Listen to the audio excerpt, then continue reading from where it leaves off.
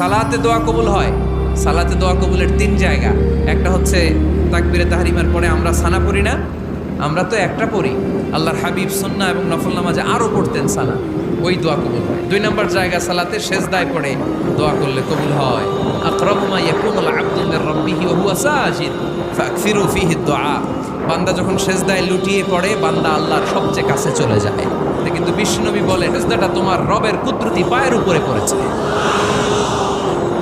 সেজদায় পড়ে দোয়া করে। সালাম ফিরানোর আগে বিশ্বনবী দোয়া করতেন, লা ইউসাল্লিমান্না আহাদুকুম হাত্তা ইয়াতাআওয়াযা মিন আরবা'a। আল্লাহর হাবিব বললেন 4 জিনিস থেকে পানাহ না আছে আমার উম্মত যেন সালাম না ফিরায়। তারা যেন পড়ে আল্লাহুম্মা ইন্নী আউযু বিকা মিন আযাবিল কবর, আউযু বিকা মিন আযাবি জাহান্নাম, আউযু বিকা মিন ফিতনাতিল মাহইয়া ওয়াল মামাত, আউযু বিকা মিন ফিতনাতিল মাসিহিদ দাজ্জাল। আল্লাহ কবরের আযাব থেকে বাঁচাও, আল্লাহ জাহান্নামের আগুন থেকে বাঁচাও, আল্লাহ জীবন